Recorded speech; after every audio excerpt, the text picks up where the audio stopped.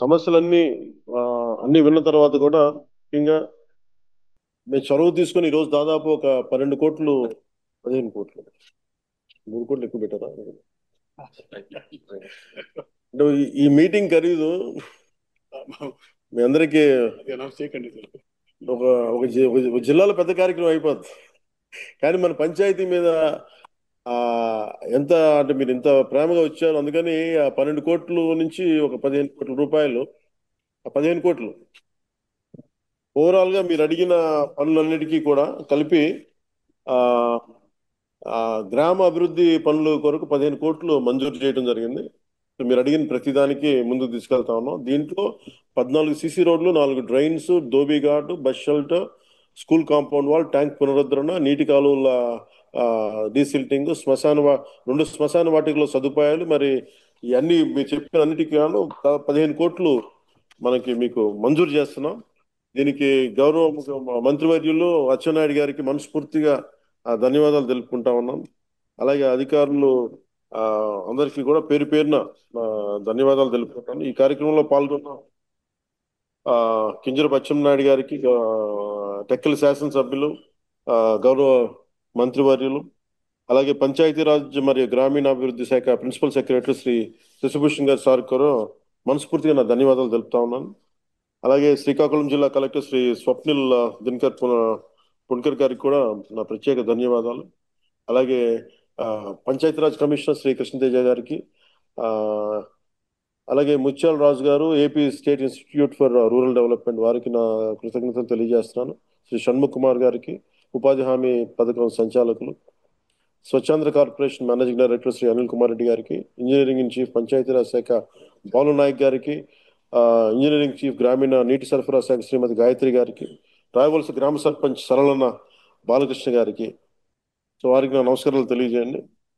డబ్బులు ఇవ్వగలిగాం, కానీ నేను మీ నుంచి ప్రత్యేకించి ఈరోజు కోరుకుంటుంది, మన ఊరు అభివృద్ధి చెందాలంటే ఇప్పుడు మనం రోడ్లు కట్టగలం, లేదంటే కాంపౌండ్ వాల్ కట్టగలం, కానీ ఆకతాయిల్ని నిలువరించాలంటే మీరు బాధ్యత తీసుకొని మీరందరూ ఊరి నుంచి ఏకతాటిపైన గట్టిగా గొంతు ఎత్తకపోతే అది తప్పదు.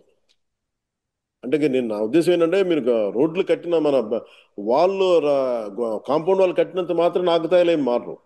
అంటే స్కూల్ వైపు చూడాలంటే, భయపడాలంటే మీరు అందరూ ఏకతాటిపైన ఇర్రెస్పెక్ట్ ఆఫ్ పొలిటికల్ పార్టీస్, మీరు కొంతమంది వైసీపీ ఉండొచ్చు, టీడీపీ ఉండొచ్చు, జనసేన ఉండొచ్చు, ఇంకే పార్టీ అయినా కావచ్చు, బీజేపీ ఉండొచ్చు, ఎవరైనా ఉండొచ్చు, కానీ ఇర్రెస్పెక్ట్ ఆఫ్ పార్టీస్, బట్ గ్రామానికి దగ్గరికి వచ్చేటప్పటికి మీరందరూ ఏకతాటిపైన ఉండటం అవసరం. ముఖ్యంగా స్కూల్ పిల్లలకు సంబంధించి కానీ, గ్రామ ఉమ్మడి ఆస్తుల మీద కానీ మనందరం ఏకాభిప్రాయంతో ఉండాలని మనస్ఫూర్తిగా కోరుకుంటూ, అలాగే పిల్లలు రోజు బడికి వెళ్తున్నారా లేదా అనే విషయాన్ని కూడా తల్లిదండ్రులు, గ్రామ పెద్దలు కూడా చూసుకోవాలి.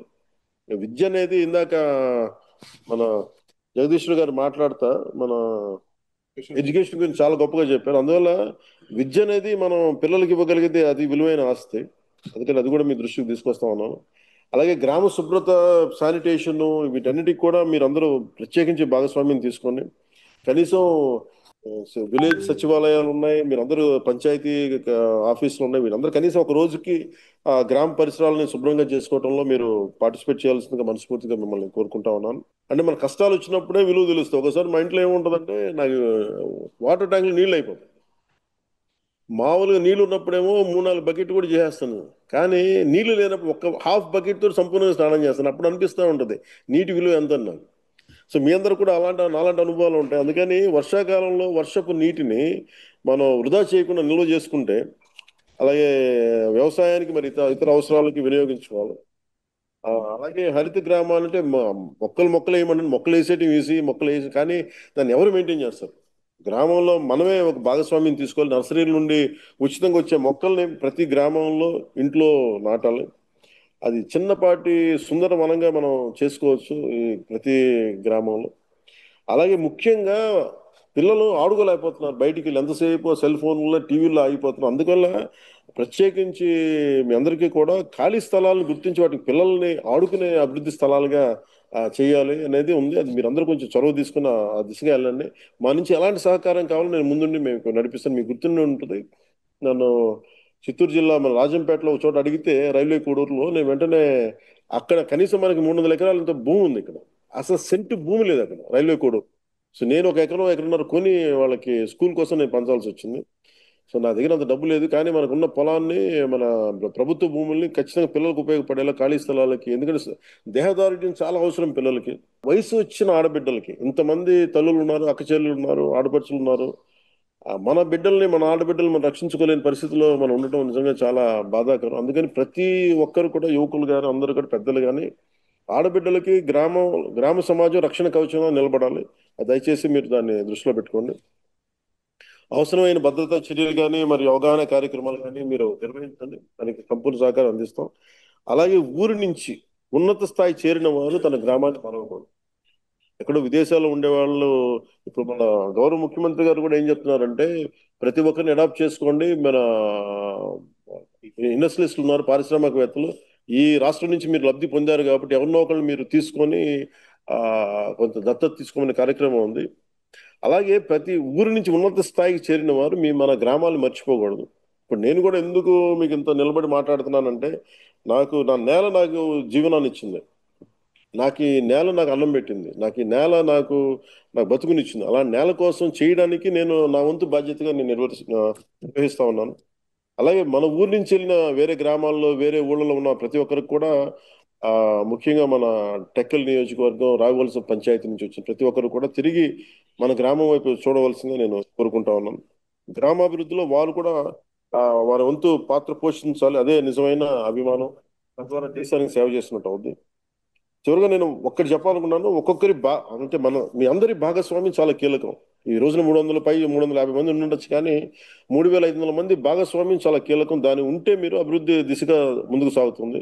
మనందరం కలిసికట్టుగా పనిచేస్తే రావి వలస గ్రామం రాష్ట్రానికి ఆదర్శ గ్రామంగా కాకుండా ఆధ్యాత్మిక పంచాయతీ కూడా నిలుస్తుంది. అది మీ అందరి సహకారంతో మనం ఆశించిన అభివృద్ధిని తప్పకుండా సాధించగలం తెలియజేసుకుంటూ, యోగా డే వస్తుంది మనకి. International yoga day 21 June 2025. ప్రధానమంత్రి గారు వైజాగ్ వస్తా ఉన్నారు. దీంట్లో మనం ఏంటంటే, నిన్న ముఖ్యమంత్రి గారు మాట్లాడుతూ చాలా కార్యక్రమాలు చేస్తా ఉన్నారు, మేము అందరం చేయమని. సో మనం 25వ రోజున మీరు కూడా పిల్లలు కానీ, మీరు కానీ, అంటే నేను అడిగాను మొన్న ముఖ్యమంత్రి గారిని, అడుగుతా ఉంటే ఆసనాలు అంటే, ఇప్పుడు నా దగ్గర వక్రాసనాలు, చక్రాసనాలు చేయాలంటే మా అందరికి నడువులు పోయినాయి కదా, ఎలా చేయాలని. లేదు లేదు, దాని గురించి ప్రత్యేకమైన ఆ, ఆసనాలు ఉన్నాయి. సో అలాగే మనం కూడా ఎంతసేపు టీవీలో కూర్చొని అలసిపోయి మనం కూడా కొంచెం ఒళ్ళు కొంచెం వంచితే మంచిగా ఉంటుంది మనకి. అలా మనం ఎంతవరకు అయితే వంచగలం, మన వెన్నెముకని ఎంతవరకు వంచగలం, కొద్దిగా ఎంతవరకు సుఖంగా కూర్చోగలం, ఆ పద్ధతిలో యోగా పద్ధతులు ఉన్నాయి. సో మనందరం కూర్చొని మీరు కూడా దాంట్లో పాల్గొనవలసిందిగా కోరుకుంటూ, అలాగే కలెక్టర్ గారికి కూడా ప్రత్యేకించి స్కూల్ పిల్లల చేత, యువకుల చేత, యువకుల చేత make sure that you participate on yoga day, international yoga day. అందుకని ఒకసారి మీ అందరికీ తెలియజేసుకున్నాను. ఒకసారి మరోమారు రావివలస ఆ, పంచాయతీ ప్రజలందరికీ కూడా మనస్ఫూర్తిగా ధన్యవాదాలు తెలుపుకుంటూ, వచ్చిన ఆడపడుచులకి, అక్క చెల్లెలకి, పెద్దలకి, ఆ ఆ, మేధావులకి అందరికీ ధన్యవాదాలు తెలుపుకుంటూ సెలవు తీసుకున్నాను.